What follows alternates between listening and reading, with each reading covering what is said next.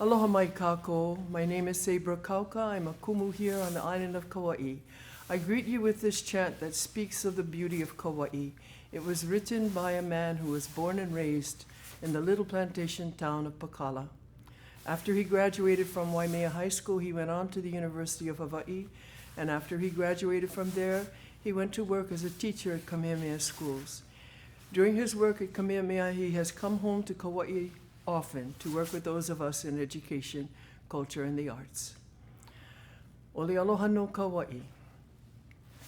Ea e kalama kahikina, kahiki mai aloha kupunae, ku kahali ai kali awai kini, waiale hale molale e ia e nā puale mo kihana, kamavahi lualani ua vehi e, e vehi ke ia aloha e, aloha ku'one hana ue, aloha no, aloha e, mano kalani po, aloha e, aloha no, aloha e, mano kalani po, aloha e. And so while Mano Kalanipo was a great chief of Kauai, it is our mission here today in this series of portraits to honor the women of Hawaii and of the world. And I have chosen to honor Queen Emma. Emma Kalanikau Maka Amano Kalele Onalani no Naiea Rook. She was born on January 2nd, 1836 and lived until April 25th, 1885. She was the wife of King Kamehameha IV, Alexander Liholiho, and they had one child, only one, Prince Albert Edward Kamehameha. Unfortunately, their young son died at an early age, and that's when her name changed from Kalele o Kalani, the flight of the chief, to Kalele o Nalani, because her husband followed. He died a year very shortly after the boy died. In her grief, Queen Emma came to Kauai to heal at the suggestion of her brother-in-law, King Kamehameha V. He said, "You must go to Kauai to see the beauty of the forest and the plants and the birds up in Kokee, in the Alakai swamp at Lehua Makanoe." And so she was quite an equestrian. And she rode horseback from her cottage in Lawaikai, and there's still a little piece of the cottage still left there. It's beautiful to see. Well, Lawaikai is so beautiful. And she rode horseback with her court, and as they rode from Lawai to Waimea and then up to Kokee, people joined them all along the way. And before they knew it, they had 100 people on horseback riding all the way up to Kokee. Now that was before we had all these beautiful roads. So they had to camp out at night in the mist and in the Koa forest. And so it was a beautiful, beautiful trip. And we honor her and we honor her trek today and all her work annually, usually in October at Kokee in the meadow. And it's sponsored by Kokee Museum. This year we have to do it virtually, which is a challenge. It's different for all of us, and we miss it. We miss being in the forest to honor her.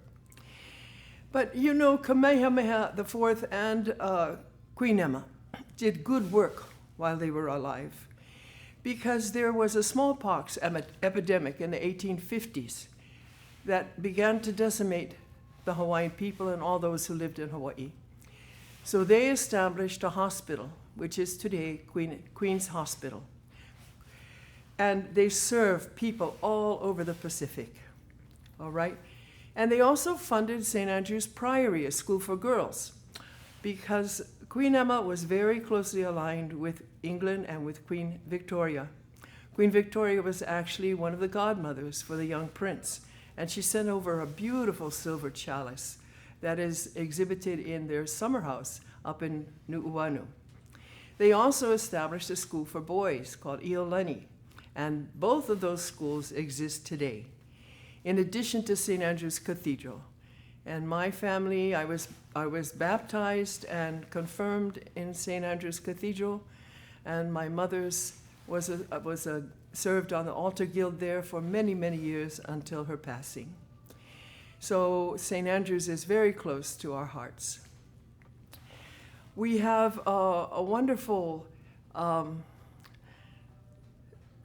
stories about Queen Emma and her love for the forest, her love for children, her love for people, and her great service to all in the community. I close with this chant that speaks of mahalo to her and to the organizers of this event.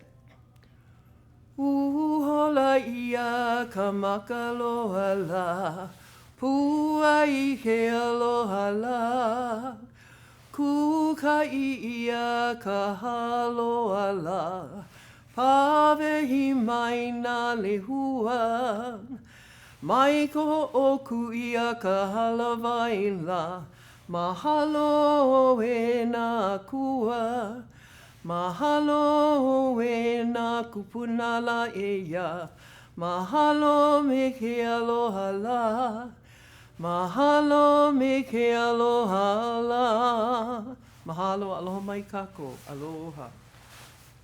Aloha, my name is Dr. B, and I'm going to share with you some information about an amazing woman named Sacajawea.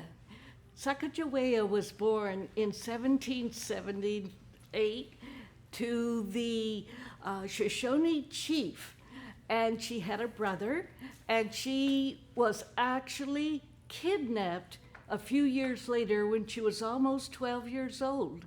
She was kidnapped by an enemy tribe who took her away and sold her to a French-Canadian fur trapper named Toussaint Charbonneau.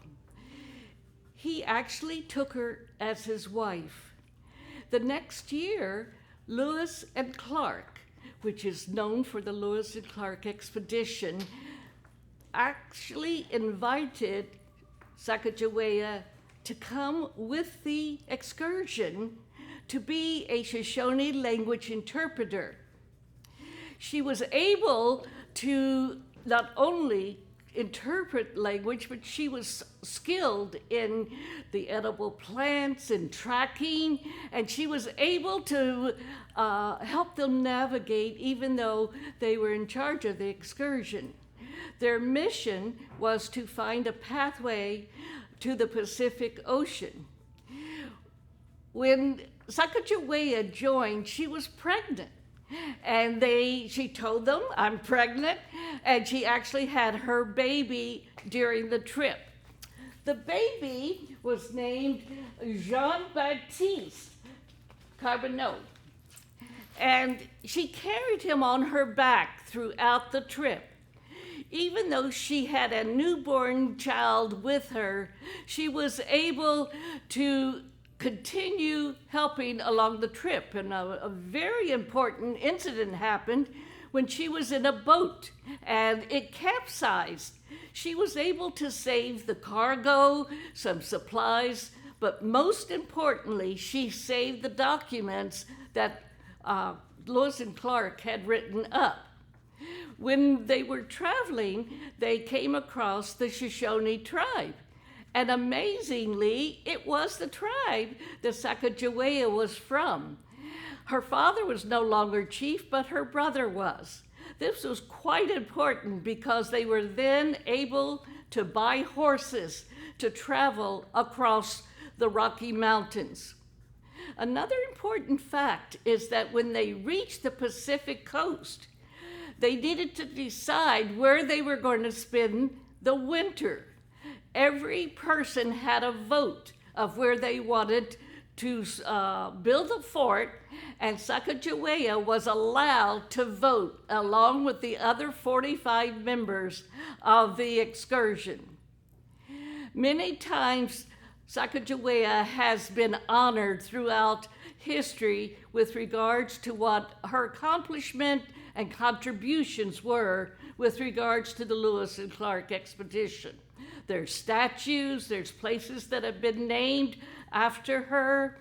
And in the year 2000, there was actually a mint, a coin that has Sacajawea and her son depicted. Also, it's important to know that the National American Women's Suffrage Association chose Sacajawea as their symbol of women's worth and independence. Sojourner Truth, that's my name. Leastways, that's how I call myself. I was born into slavery in 1797 in New York State. My parents were owned by a Dutch family. Now, they gave me the name Isabel Baumfree, but they were Dutch, so that was my name. My parents were owned by slave owners, and I was sold many times and forced to marry a man I did not want to marry. I born 13 children and separated from most of them. You know, my owner had promised me in 1826, on July 4th, he was going to give me my freedom. But he lied, and he didn't do it. And so I got disgusted. And the next year, I took my daughter Sophia. I was not a runaway slave. I walked away in the daylight. I met up with some wonderful neighbors who were just so kind and good to me and Sophia, and they bought me my freedom. Then in 1843, I had a religious convergence, and I decided I would change my name to one that fit me. I called myself Sojourner. You know what that means. It's someone who travels the country, place to place. And Truth is my last name because I told my truth. I spoke about human rights and voting rights for women, and I had so many things that I had to say. I had all these speeches that I gave when I would go someplace and stop to talk. My most famous speech was in 1851. It was in Akron, Ohio. They used to call it Ain't I a Woman, but that's really not what I called it. I said something like this: I have as much muscle as any man, and I can do as much work as any man. And I have plowed and reaped and husked and chopped and mowed, and I can, and I want to know, can any man do more? I'm as strong as a man. Now, I don't read much, but I can hear.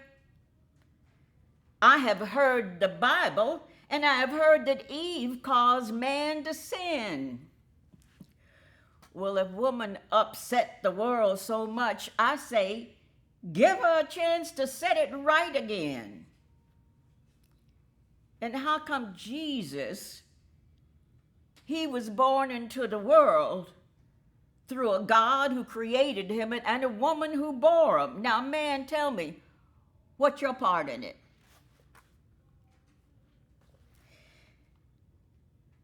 But the women, bless their hearts and blessed be to God, and a few of the men are coming up with them and saying that they need to give the women their rights. But man is in a tight place. The poor slave is on him, and the women are coming up on him, and he is surely between a hawk and a buzzard, don't you know? In 1864, I visited President Lincoln in the White House. And for a while, I was helping ex-slaves find jobs and homes. After that, I mostly lived in Battle Creek, Michigan, but I still traveled, and I made lots of speeches all over the country. I even tried to vote, but those men there, they told me I couldn't because I was a woman. Women weren't allowed to vote for almost another 50 years.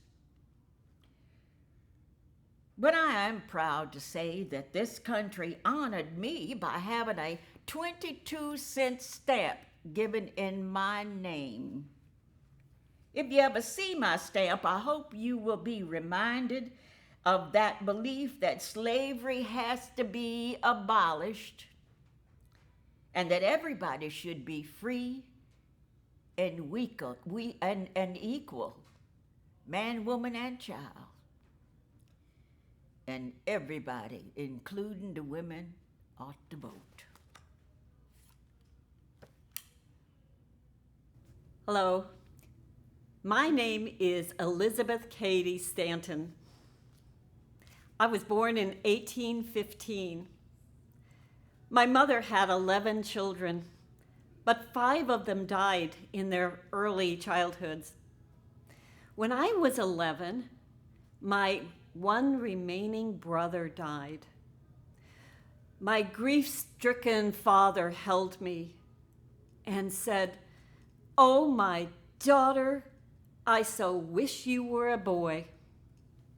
Alas, I was a girl. My father was a successful attorney.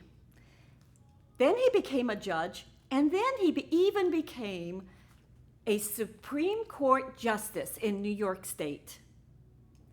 Growing up, I hung around his law office and got to be friends with some of the young attorneys and law clerks.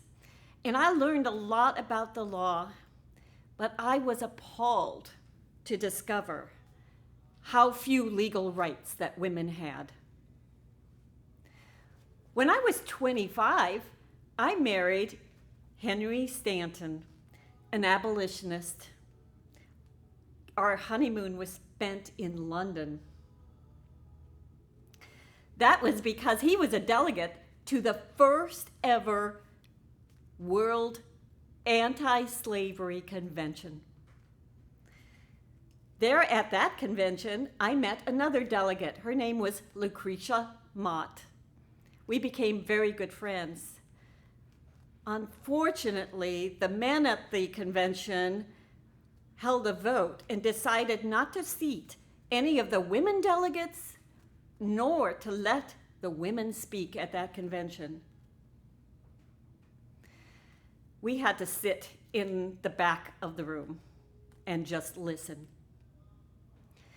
That was so wrong.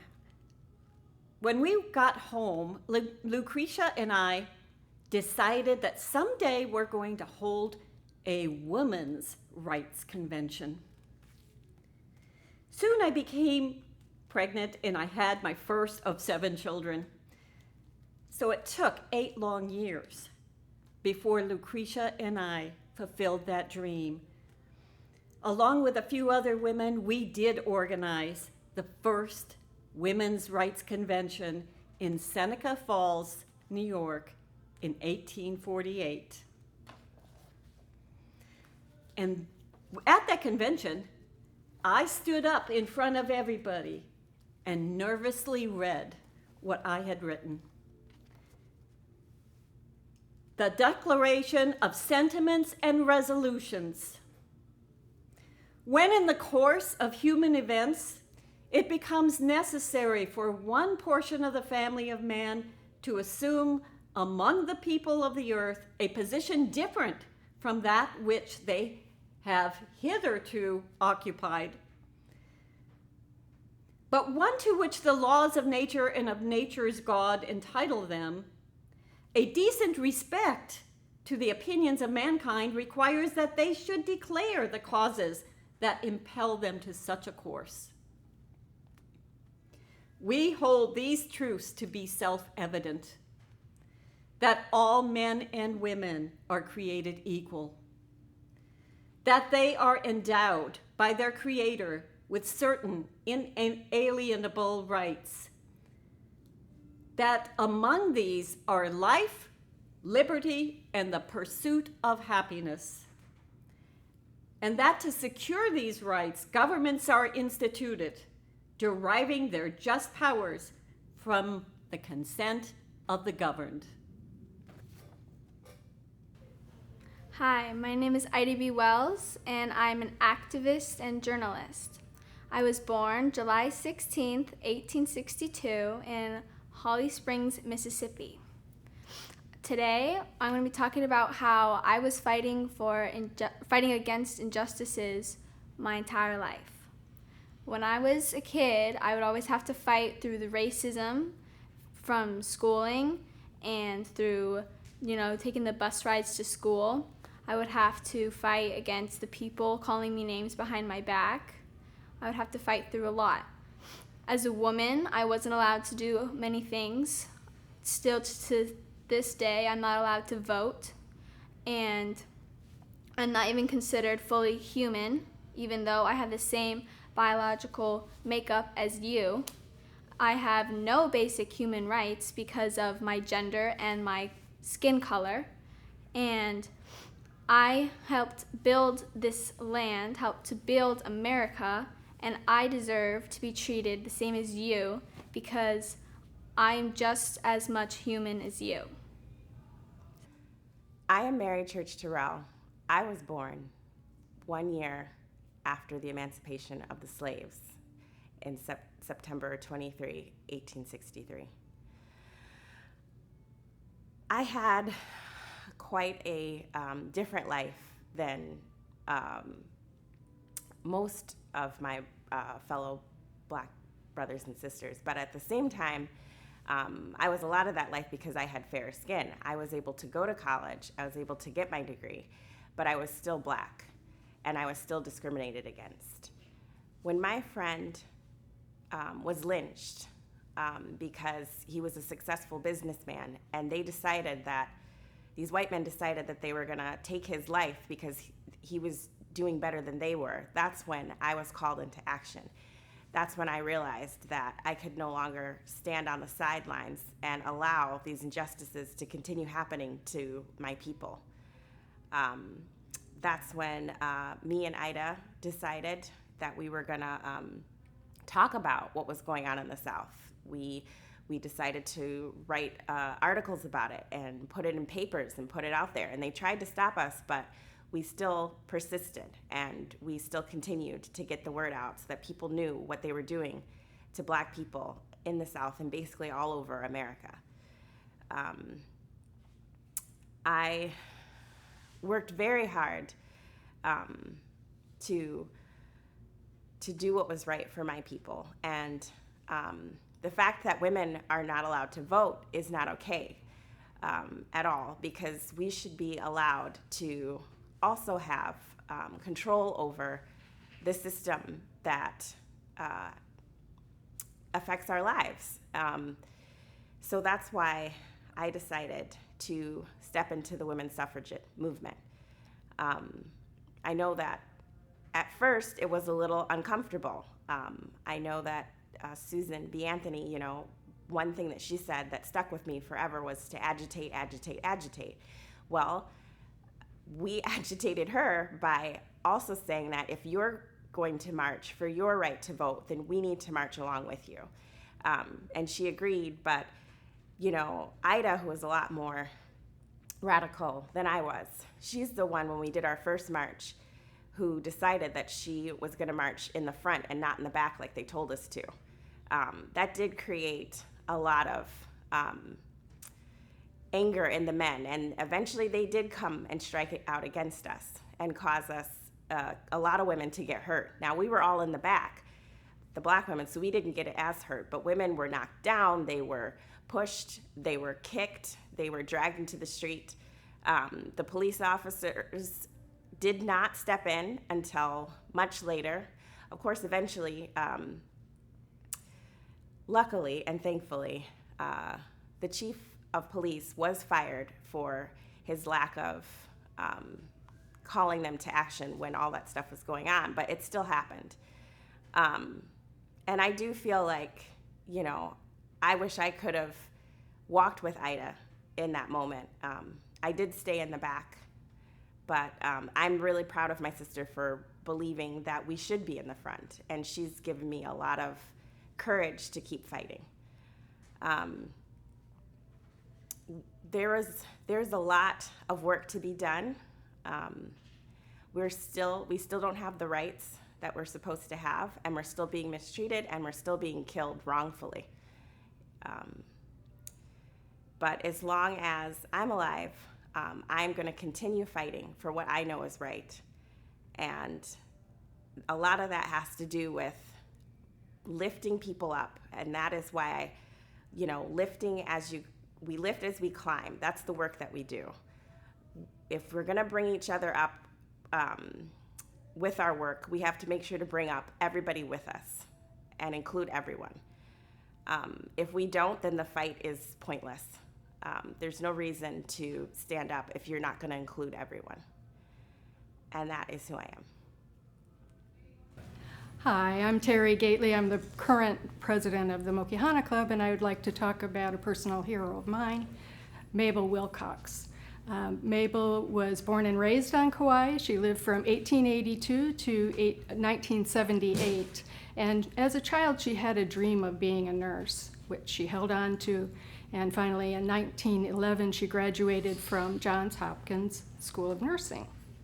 After that, she became a school nurse on Honolulu. But in 1913, she returned to Kauai to become the territorial tuberculosis nurse. At that time, Hawaii's tuberculosis rate was higher than most of the American states. In 1916, she was an active member of Mokihana Club and was the chair of the health committee. In that regard, she was able to work with women on the island who she knew from making rounds as the territorial tuberculosis nurse, and she worked with midwives from Japan, Korea, and the Philippines to educate people about prevention of disease, cleanliness, and good nutrition. In 1917, she went to World War I in France as a Red Cross nurse, and then returned in 1919 to Kauai to do community projects. In 1925, she went back into health nursing and took over the federal program of maternal child health. At that time, due to her efforts, there were 17 clinics in operation on Kauai. She retired in 1935, but she did not retire from healthcare altogether, as she was on the boards of Mahilona Hospital and Wilcox Hospital, which she helped to plan and build. And then from her retirement till she died at the age of 90 in 1978, she lived and preserved the family home at Grove Farms. She was held in high esteem by the island, all the people she worked with, and the people she cared for. My name is Alice Stokes Paul, and I spent my life working for equal rights for women. I was born in 1885 in New Jersey, and my family believed in equal rights for all people. When I was a young girl, girls were often not allowed to go to college, but I did. I went to 5 universities and gained 6 degrees. After one of my degrees, I went to England to study and became friends with some English suffragists who believed all people should vote, women as well as men. I worked to have those laws changed in England. When I came back to the United States, I was still interested in women's rights to vote. At that time, women could vote in only 5 states. I worked to pass a law called a constitutional amendment so women could vote all over the country. I got thousands of people to come to Washington, D.C. to show that they believed women should be able to vote. Every day for over a year, we picketed in front of the White House in Washington, D.C. People came to support us. More and more people came, and they began to realize it really did matter, and this amendment must be passed. Many of the picketers, including myself, were arrested and put in jail. The jails were awful. The food was contaminated with insects. So we women got together and decided we'd do a hunger strike. We refused to eat anything. After a few days, people became concerned, and the guards held us down and forced tubes down our nose and throats and forced food fed us. It was horrible. We all got sick, But we did not give up. Finally, the suffrage amendment passed, and women voted across the world, the nation, in every state. And this victory is important to me, but I didn't believe it was enough. So in 1923, I wrote another amendment, and this was called the Equal Rights Amendment, ERA, which makes the government treat men and women equally. It still has not passed, but I believe it will someday. Because of my concern for people across the world, I joined some international groups and the United Nations and worked to give equality to men and women across the world. I live to be 92 years old, and my advice to you is, if you believe in something, keep working to make it happen. You'll succeed if you keep working and don't give up. I am Marion Wright Elderman, activist, lawyer, Child Defense Fund founder. I was the first African American woman to pass the Mississippi bar. I was instrumental in registering voters in Mississippi. I was also a staff attorney for the Legal Defense Fund of the NAACP, and I took in civil rights cases and additional funding for the largest Head Start program in the South. In Washington, D.C., I assembled public policy and voting rights and was instrumental at Harvard Center for Law and Education. I continue to write many, many books, and I continue to receive awards for my work with voting and civil rights. Hi, I'm Thelma Martinez. I'm an attorney at a law firm in Los Angeles. I work with companies who are mistreating their workers. I was born in 1943 in San Antonio, Texas. My father is Mexican, my mother's a Texan, and I'm the first of 5 children. We came from a very poor family. One day we were supposed to have a picnic in school at a park, and it was canceled because we were Mexicans and Mexicans were not allowed in the park. Can you imagine that? Can you believe how angry and hurt we were?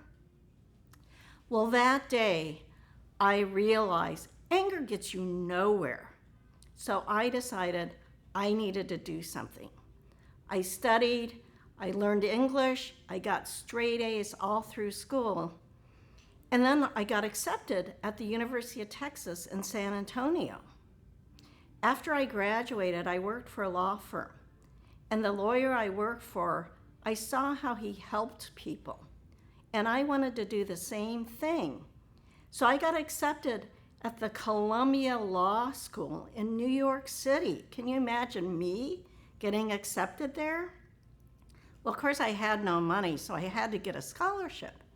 And I went before the scholarship interview, and the man there looked at me and he goes, "You, what are you doing here? You're a woman. All you're gonna do is get married, have children. You're not gonna practice law at all." And I looked at him and I said, "I have worked too hard and too long not to practice law." And I got the scholarship. So I graduated from law school at the age of 24. And during the law exams, I met this man, Stuart Singer. And he looked at me and says, "Vilma, you are not tough enough." Well, that was just what I needed to hear. Stuart and I eventually got married and we raised 2 sons. Well, after law school, I worked in New York, working in a law firm in labor issues. And then in 1968, this Mexican-American Defense and Education Fund started, and I went to work for them as an attorney. And eventually I became chair of the board. Well, during my time there, we worked really hard to fight for the rights for Mexicans to vote. Society just kept doing things to detain us from voting, and they just really wanted to discourage us. So the first thing we did was we got the ballots to be English and Spanish printed. and that really helped with the vote. The other thing I worked on was education. I wanted children to know that they could be anything and do anything. So in heavily populated Spanish-speaking communities, we were able to get laws passed to have bilingual classes in Spanish and in English. Later, during the Clinton administration, I was considered for a Supreme Court seat. What an honor that was. Instead, I became ambassador to Argentina. I had never been to Argentina, and I loved it. Well, that ended, and I'm back in LA practicing law. I feel so privileged to help my Mexican-American community advance, but there is still so many things that need to be done. Thank you.